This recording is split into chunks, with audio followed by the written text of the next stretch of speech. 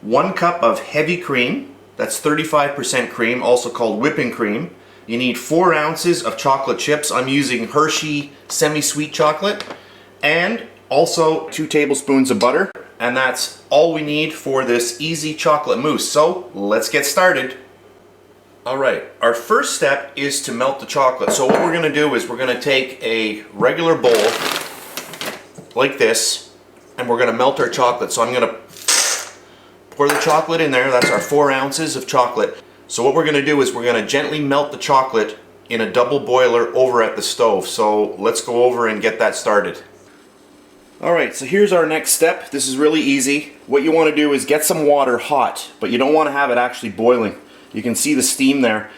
You don't want that steam getting into your chocolate because that can seize your chocolate. So what I've done at this point, I've turned everything off, and I'm just going to take the bowl and I'm going to get it on there.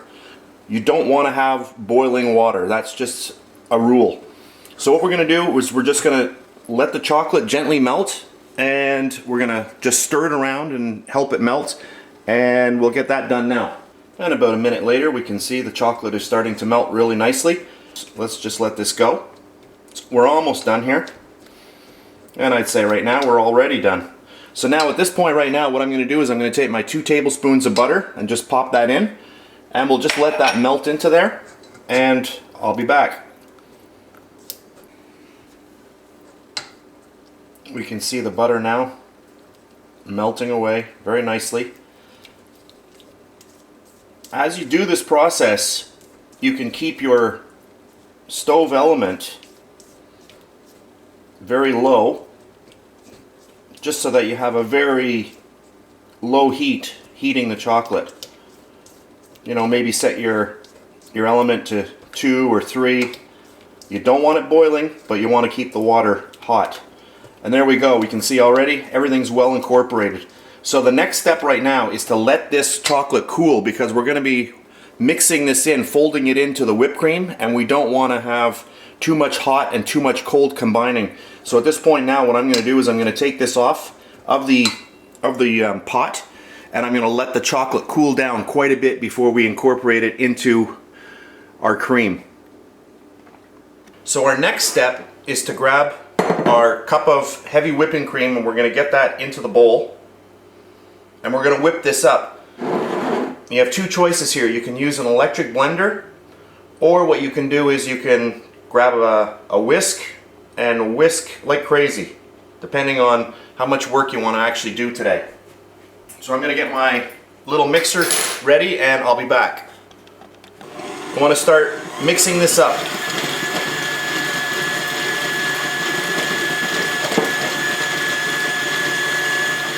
You can see that we're already starting to get a little bit of volume here.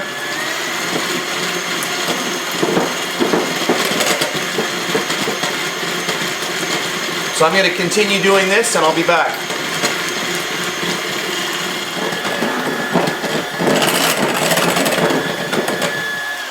So at this point, my whipping cream is all nicely whipped, and we're ready to take this and fold this into our chocolate. So what I'm going to do here is I've got my chocolate here, and it's cooled down quite a bit. So the first thing that you want to do is you want to just grab a little bit of your whipped cream and get it in there. And the first bit, you don't have to really be very careful with it. Just mix it around. If your chocolate is warmer, this is what they call tempering. So what it does is it kind of equalizes the temperature. You can see now it's getting to be a really nice consistency. You can already see that the chocolate is getting fluffy. Now, I call this an easy chocolate mousse. Some recipes require eggs that you don't separate. Some recipes require only the whites. Some recipes only require the yolks. And some recipes require the whole egg. But I'm not using any egg here. So that's why I'm calling this easy. So there we go. We've incorporated that pretty well. So what I'm going to do is I'm going to take a little bit more, and I'm going to use my large spatula now, and I'm going to start folding that in slowly.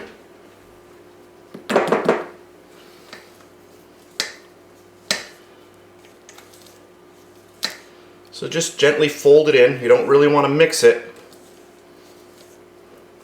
You want to keep the air from the whipped cream.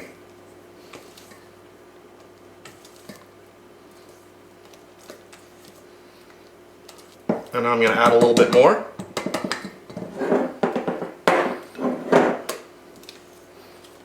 And just gently fold it in.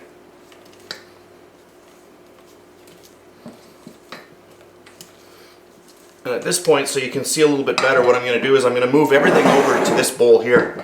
So I'm going to take all of the mixture that we've just folded, and I'm going to move it into this bowl here.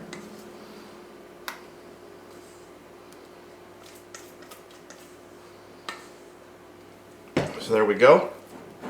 And I'm just going to fold the rest of the whipped cream in.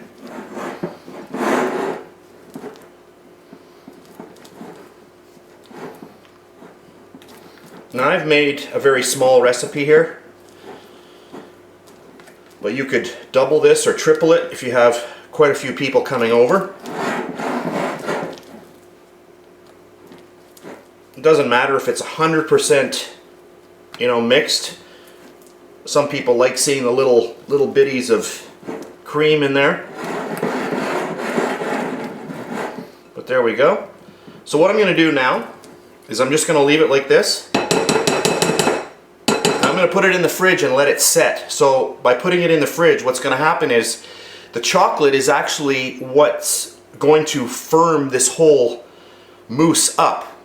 Okay, so the chocolate is the magic portion in it being firm. So what we can do with this, what can you do with this? Well, you can firm it up and you can actually put it into chocolate cakes. You could put it into any kind of cake you want as a filling.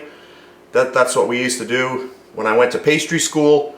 So what else you can do with this is you can take it and you can scoop it into little bowls and use it as a dessert. So anyway, that's what we're going to try later on. So I'm going to put this away right now and let it firm up. And it's about 2 hours later now.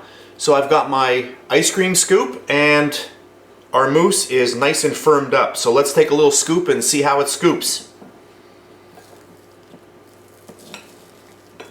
You can see it looks like it has a texture of ice cream. Look at that. Can you see that? I don't know if the camera can pick that up, but it looks just like ice cream. And let's just pop it in here. Let's do another one.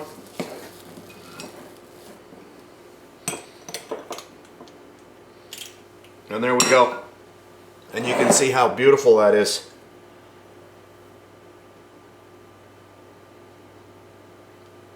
And that is easy chocolate mousse, and that's how easy it is. That's it for now. I'll see you next time.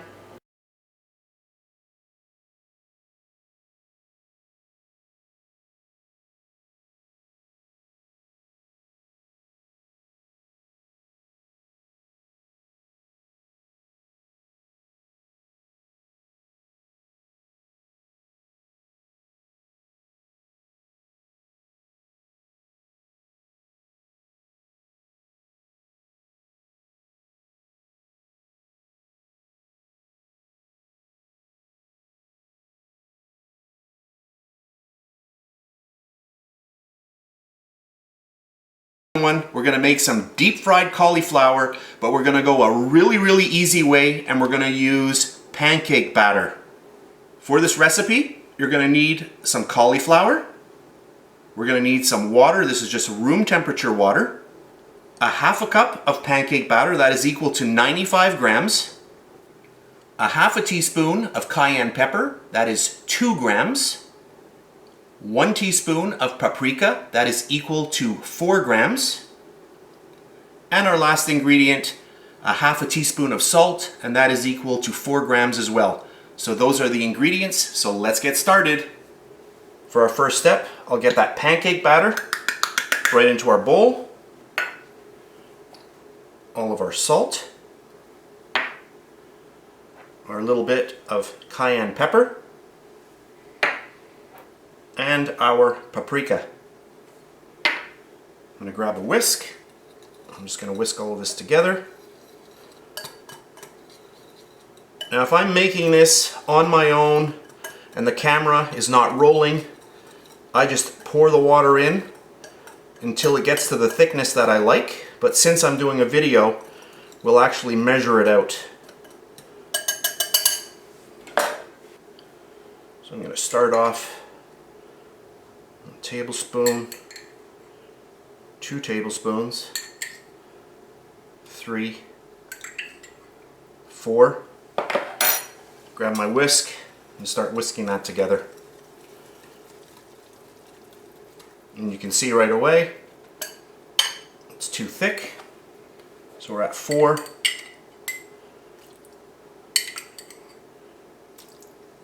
There's 6. I'm going to add in some more. There's 7 and 8.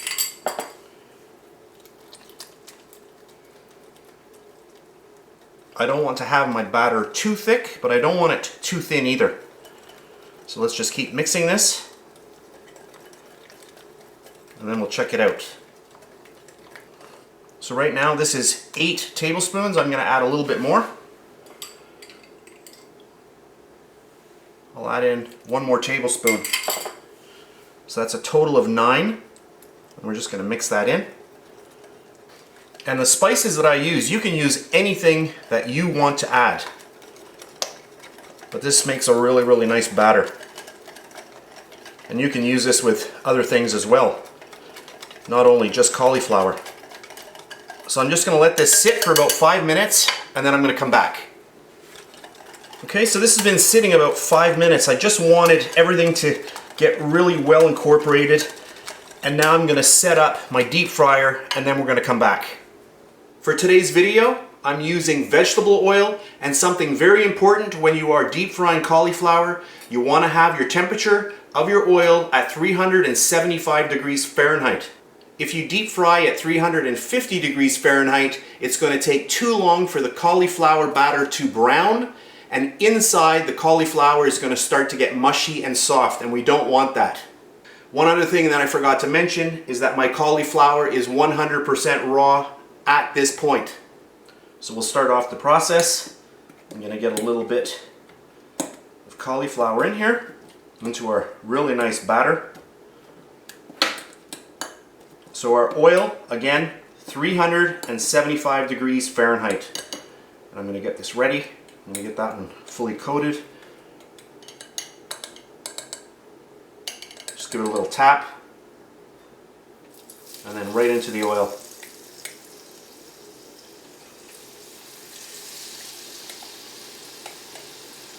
So doing it this way, it's not going to be mushy inside. You're going to have a little bit of a crunch, which is going to be perfect. So I'm just going to let these go, and I'll come back when they're golden brown. So I actually have a kitchen timer going behind me, and that there is 1 minute and about 30 seconds, so a minute and a half. And I'm just going to look at these, and they look nice. So at this point, I'm just going to bring these right out.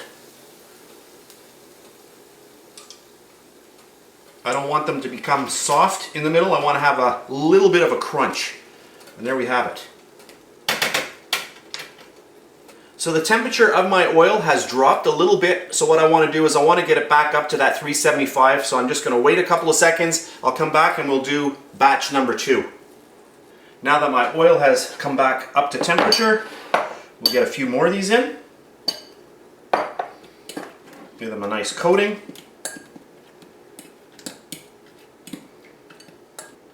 And then right into our oil. Be very careful when you do drop these in. You don't want to have any splattering.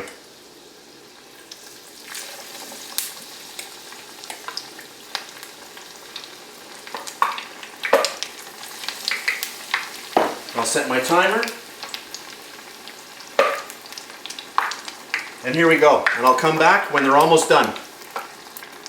So there we have it, another minute and a half later.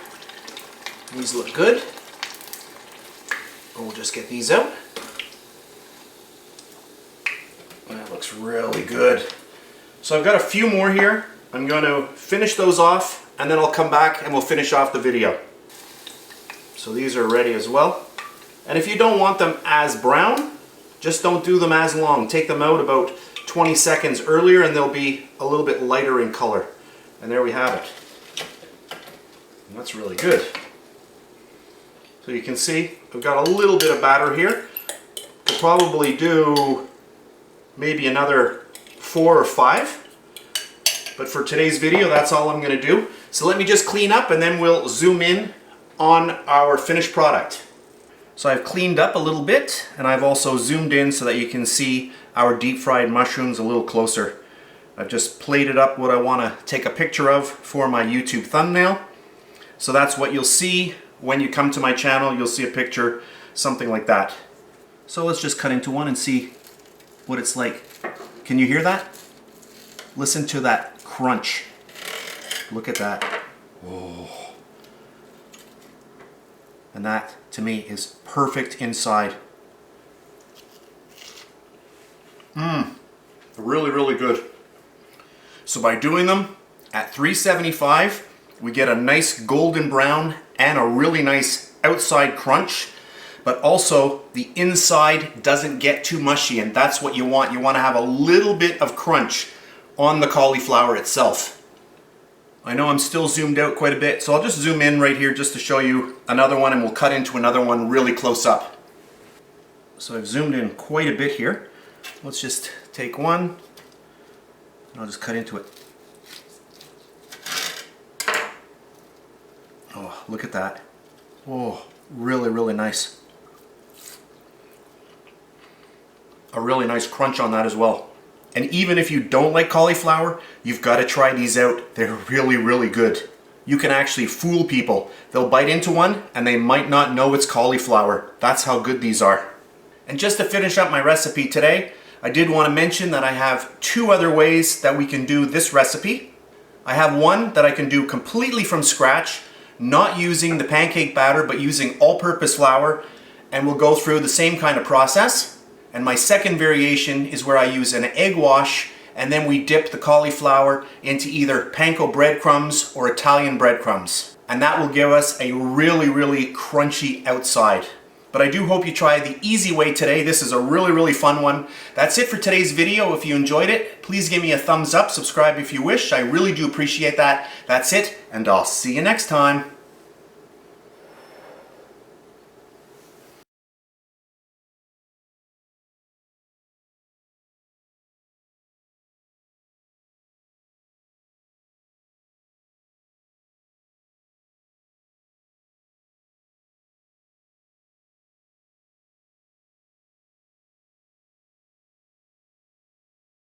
Chocolates. So let's get started. I've got some pretzels here. I'm just going to start breaking these in half.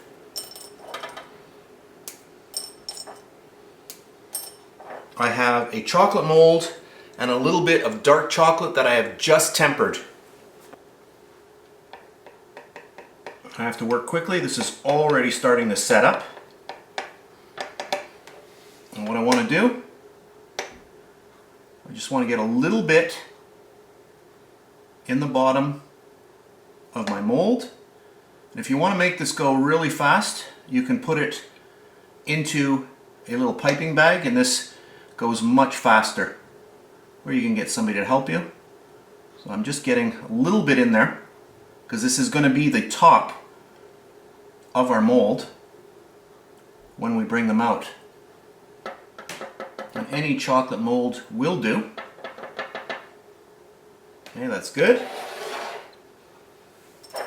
And then I'm just going to grab a couple of pretzels.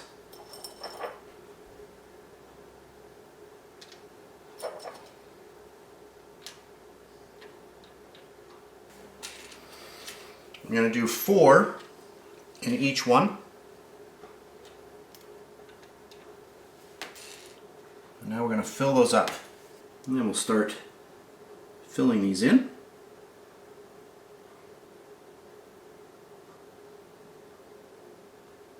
And then I'm going to tap it.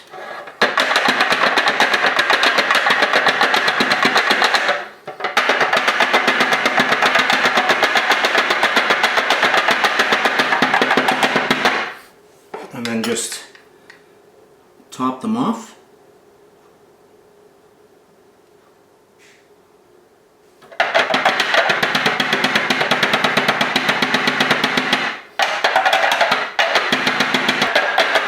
There we go, and now I'm just going to pop these into my fridge for about 15 minutes and then I'll come back. So here we are again. I put my mold in the fridge for a good 20 minutes. This is a high quality mold, so chocolate always comes out pretty easily. So we'll just turn these over and give it a little tap. And there we go. And there we have our 4 nice chocolates. So I'll get those onto a little cutting board and then I'll zoom in. Now that I've zoomed in, hopefully you can see how nice these are. I'll just give it a little spin. Nice little design on those. I'm going to grab my knife and I want to show you what they look like inside. I'll turn that around. And now let me really zoom in. Now that I've zoomed in, you can see how nice our chocolates are and all of those nice pretzels inside, giving you that nice salty, crispy bite. A really, really fun one and super easy to do. I'll just take a little piece here.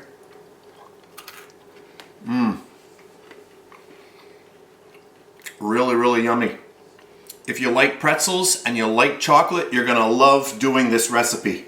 And you don't need a fancy mold like I was using today in my recipe. And if you have a silicone mold, those work extremely well too. And if you don't have a mold, just pour your chocolate onto a piece of parchment paper or wax paper and then break up your pretzels, put them into the chocolate, let it firm, and then just crack it all apart. So that's it for today's really fast video. If you enjoyed it, please give me a thumbs up, subscribe if you wish, I really do appreciate that. And if you're over on Facebook, check me out, facebook.com/bakelikeapro. So that's it for today, and I'll see you next time.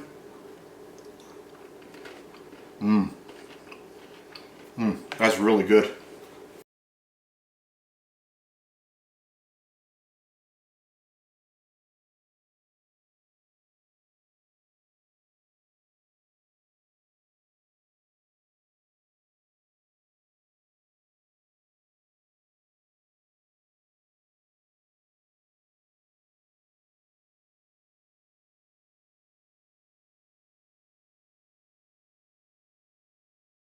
Java cakes. So let's get on with the ingredients.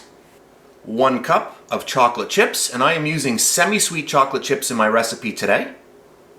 3/4 of a cup of granulated sugar. 1/2 cup of all-purpose flour. 4 eggs. 1/2 cup of salted butter. 4 tablespoons of cocoa powder. And our last ingredient, 1 teaspoon of vanilla. So those are the ingredients, so let's get started. For my first step, we're going to use a double boiler. I have a glass bowl here over a little bit of warm water. And that is being heated by a little portable stove element here. So I'm going to get in my butter and all of our chocolate chips. Super, super simple. So all we want to do is we just want to start melting all this together. So I'll let this start to melt and I'll come back in about 3 or 4 minutes. So this is about 3 or 4 minutes later and you can see that our butter has really started to melt and some of our chocolate chips. So at this point I'm just going to get my whisk in here and I just want to get everything into the liquid, into our nice butter, just so it melts up a little bit quicker. So there we have it. So we'll just let this go. I'll let this go another 2 or 3 minutes and then I'll come back again. This is about 2 minutes later. You can see nice and gentle heat. You can see all of that chocolate and butter coming together. And at this point I can turn my little hot plate off and this is all ready now. So I'm going to remove this. See that? Look at that. Look how nice that is. I'll remove this from our water and on to our next step. For our next step, I've got a large bowl and I'm going to add in my 4 eggs.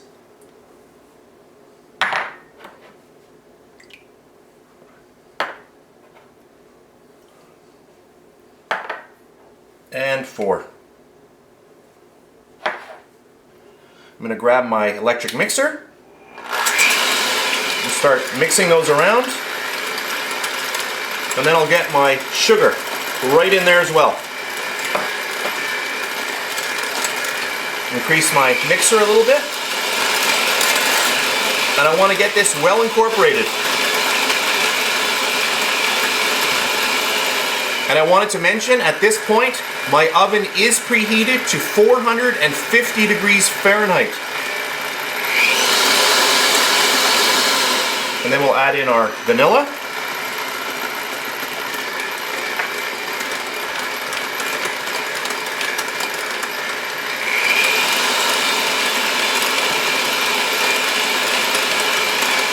Okay, once that's mixed up really nicely, we're going to add in our chocolate butter mixture. And at this point, there's a good 5 minutes that have elapsed, so our mixture has dropped in temperature quite a bit. So I'm just going to get all of that in here and use a spatula so that you get everything out of your bowl. That's good. Then I'm going to grab my mixer and just mix all of that together.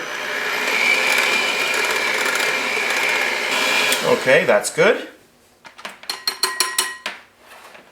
And now we're going to sift in our flour and cocoa powder. So our cocoa powder and our flour. Then grab the back of a spoon and push that through your sieve. Perfect. We'll grab our mixer one last time. Speed number 1. And just slowly incorporate all of this together.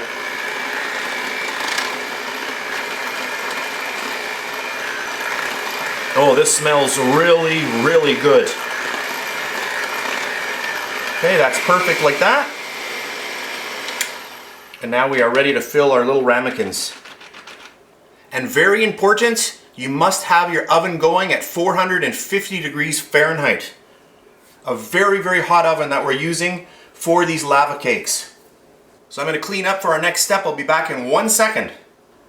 So at this point, I have greased each one of my ramekins and we are ready to go. I used a vegetable cooking spray to spray mine, but you can use butter or any type of oil that you wish. I'll just bring our batter over here. You can see how nice this batter is. Oh, very, very rich. And now I'm just going to start filling my ramekins. And I'm going to go up about 3/4.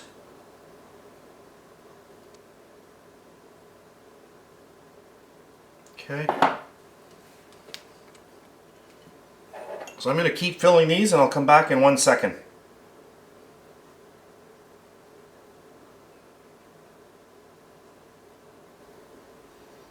Okay, I think that's good.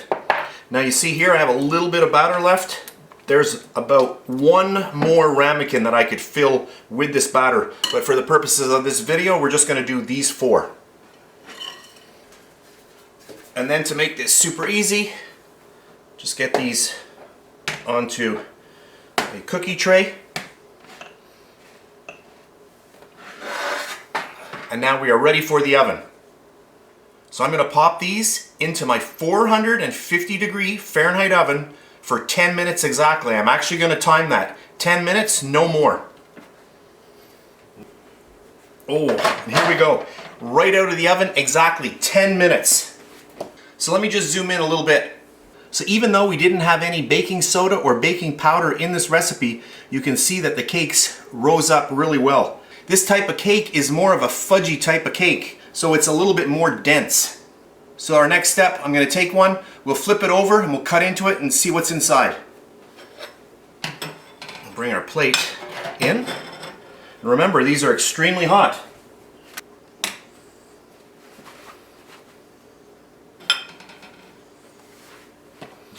I'm just going to, my spatula. That's good. I'm going to flip it over. And look at that. And I can tell right away that it's perfect. We've got a little sieve here. I'm just going to put a little bit of cocoa powder and just tap it all over. That's good. So let's break into this and watch the magic. Look at that. And look at the heat coming out of that. And don't worry, this is 100% food safe. This cake is extremely hot. Everything inside is fully cooked. Look at that. Wow. So of course I'm going to have to try a little piece of this. Oh, I wish you could smell this. This smells so good. Look at that. Very, very rich. Oh my. That is so good. That is really, really yummy. And what's great about this recipe is that if you only want to do a couple at a time, you could do 2 today and 2 tomorrow, because the batter, you can put it in your fridge and it stays well for a couple of days because there is no baking powder or baking soda in the recipe. So that was a really fun one to do. I hope you enjoyed watching. So the most important thing to remember about this recipe is that you have to use a hot oven. This is what produces the completely baked outside of the cake, and also the inside stays liquid like you see it here. If you use a lower temperature, what's going to happen is you're going to get a more even kind of baking, and the inside is going to start baking as well. So that's the most important thing to keep in mind when you're making a chocolate lava cake. I hope you enjoyed this video. If you did, please give me a thumbs up, subscribe if you wish. I really do appreciate that. That's it, and I'll see you next time. Look at that. Wow.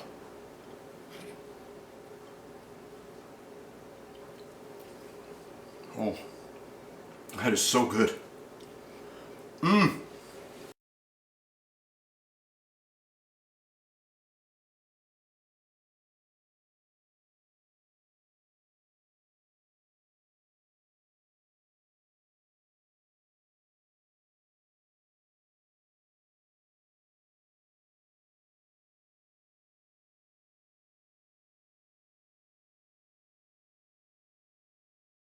You how thin the recipe is, and then we're going to adjust it as we go.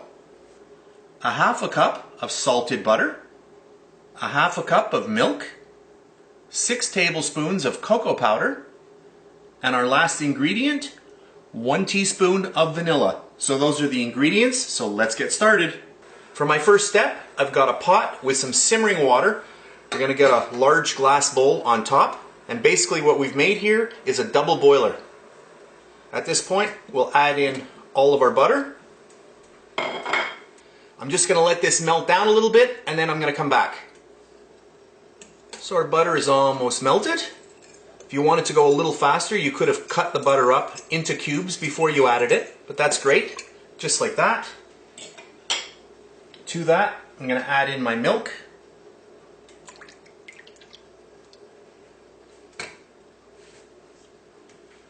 Just going to increase this a little bit. I want to start getting some heat into our mixture. Just going to grab a whisk.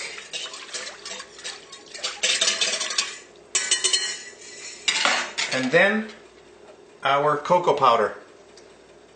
Just get all of that in there.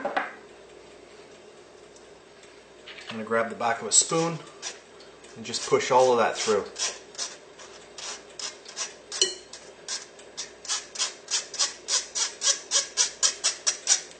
Perfect. Grab my whisk again. And at this point, I just want to let this sit here for, about 5 minutes. I want to cook that cocoa powder a little bit. So I'm just going to stir it. So I'm going to let it heat up. Just like that. I'm going to let that go for about 5 minutes and then I'll come back. So this is about 5 minutes later, and you can see that our mixture is all really nicely come together, and it's actually thicker, and that's what I want. When it starts getting a little bit thicker, I know that it's properly cooked. That cocoa powder is cooked down, so I know we're ready to go with our next step. So that's good. So we're going to get this off. We get our water, turn that off, and on to our next step.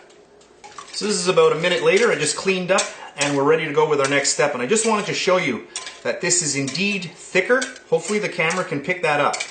You really do want to leave it on your double boiler just so that it thickens a little bit. So about 5 minutes. And that's perfect. And now I'm going to switch over to an electric mixer for the last steps.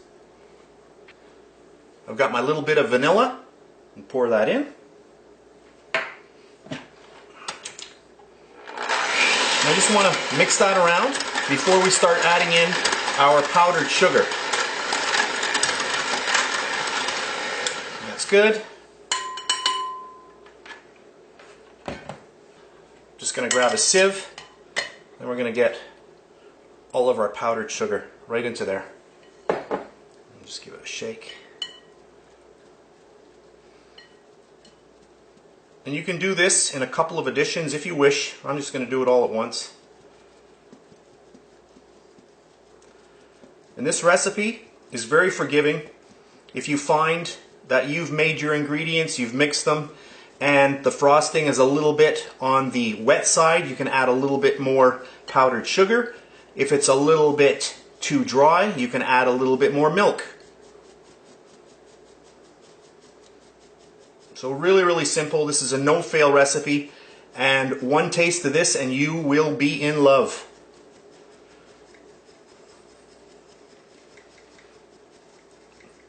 And this is why you want to sift. You see all those little bitties in there? You do that and then just push them through. If this was cocoa powder, I'd use the back of a spoon, because otherwise your hands are going to be full of chocolate. And that's perfect. Grab our mixer, speed number 1. You do not want a dust cloud, so always speed number 1 when you're starting out.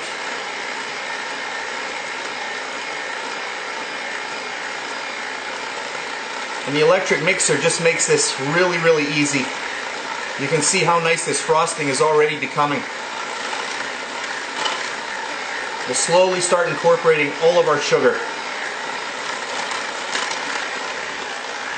Now it's all nicely incorporated. I'm going to increase the speed of my mixer just to incorporate some air.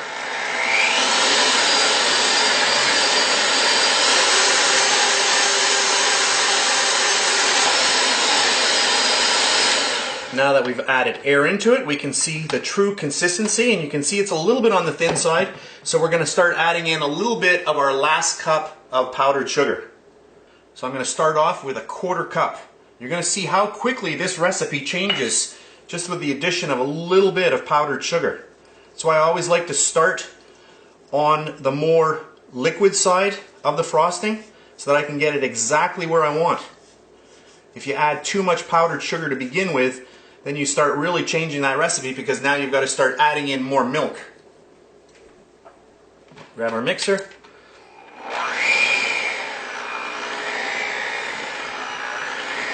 Start slowly incorporating this. We'll just increase our mixer a little bit. And now you can see that it's getting really thick. So let's go again.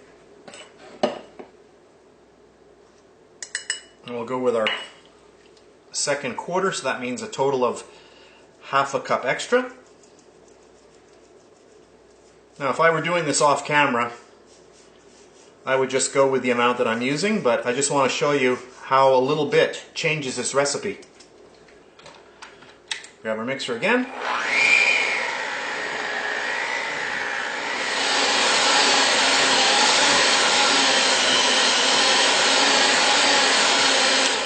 So there we have it with 4.5 cups. So that's an extra 1/2 cup. And you can see that it's much, much thicker. Now you might like your frosting like this. If you want it pipeable, you'll have to add a little bit more powdered sugar. So now that I've shown you what it looks like with that 4.5 cups, I'm just going to take the rest, which is the extra little bit, and I'm just going to put that in. Just get all of that in there. So that is a total now of 5 cups. We'll grab our mixer one last time.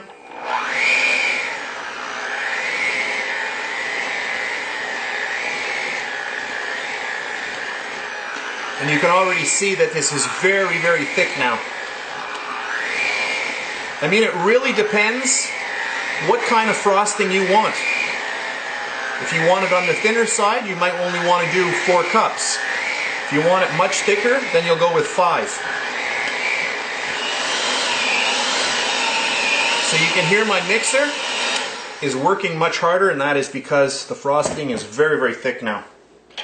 Just Let's grab our spoon and I'll show you how thick this is. And this here crusts very quickly. Within about 2 or 3 minutes, a crust will form on this. So you have to use it very quickly. And if you're going to store this in the fridge, you want to take a piece of plastic wrap. I would put it down right on top of the frosting and then another piece of plastic wrap over the top of your bowl. But you can see now this is very, very thick. I guess I'll zoom in just for the last part of our video. I always like to show you closer up so you can see a little bit better. One little bite of this on a spoon and you will fall in love with this frosting. It is that good.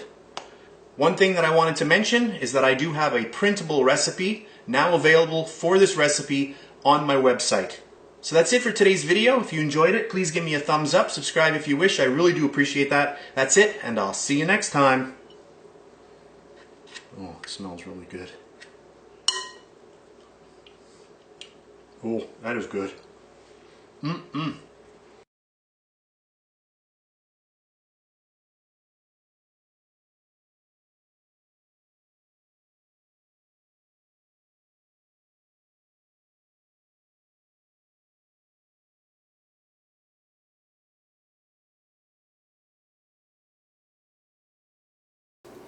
Three-quarters of a cup of all-purpose flour, 3/4 of a cup of cocoa powder, 1 cup of vegetable oil, 1 teaspoon of salt, 1 cup of granulated sugar, 3 eggs, and 2 cups of walnuts. So those are the ingredients, so let's get started.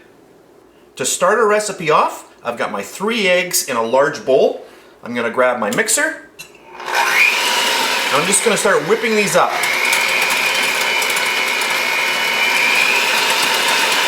Once my eggs are nicely mixed, I'm going to add in all of my oil. Get that right in.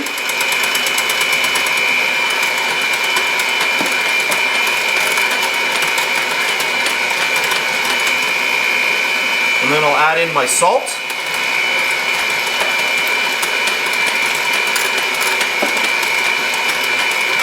And then all of my sugar.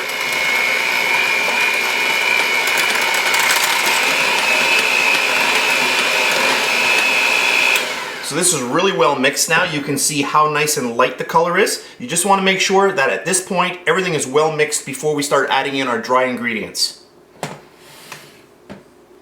The first thing I'll put in is our cocoa powder and then our all-purpose flour. And that's also called plain flour in some countries. And then I'll grab the back of a spoon and just push the rest through my sieve.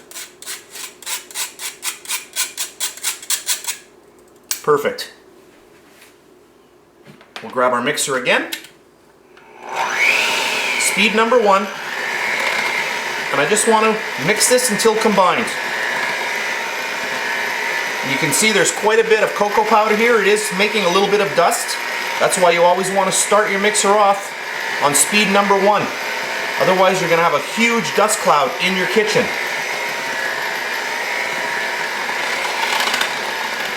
And I do have my oven set to 350 degrees Fahrenheit. So it's always important when you start your recipe, make sure that your oven is preheating, so that it's ready to go when you're ready. Once this is well combined, I'm going to grab all of our walnuts and just get all of those in there. And then just a quick mix to just get all of these coated with that beautiful chocolate mixture.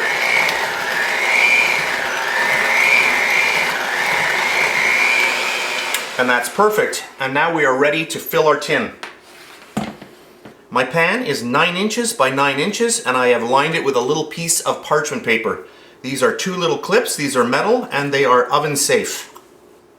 And we'll just grab our lovely batter and we'll just get that right in there. And if you don't want to use parchment, you will grease your pan and then lightly flour it.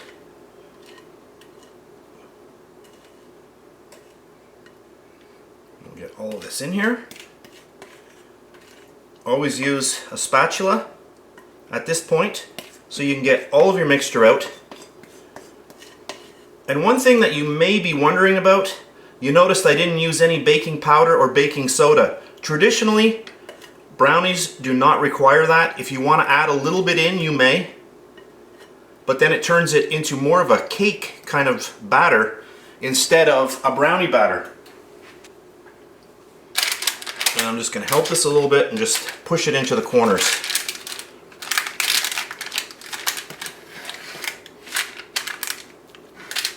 So by not putting in any baking powder or baking soda, what you're doing is you're creating a more fudgy texture in the baked product.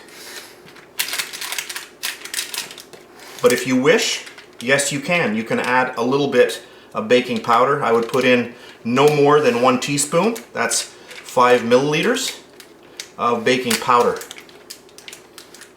I hope the camera can pick up how fudgy and dark this is. So simple, but the final product is just amazing. And there we have it. So now I'm going to pop this into my 350 degree oven for about 30 minutes. And here we are, 30 minutes later. So total bake time, 30 minutes in my 350 degree Fahrenheit oven. This is extremely hot, so we're going to have to let it cool down before we unmold it, but I'm telling you, this smells really, really good. You can see all those beautiful walnuts popping out. So we're going to let this cool completely down, and then we'll slice into it a little later on. And now that my brownies have cooled down quite a bit, we can just lift them right out with the magic of that parchment paper. You just grab on the sides, give a little wiggle, and they just pop right out. We'll just get these on a cutting board and I'll show you what they look like. Let's cut into these really, really nice brownies. I'm just going to cut off a little bit on the edge. But look at that. Right away, you can see the beautiful interior and all of our beautiful walnuts.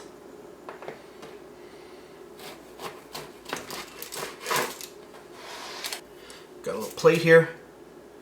Look at that. Our final product. Let me just zoom in. You can see how nice and dark that is. Really, really rich.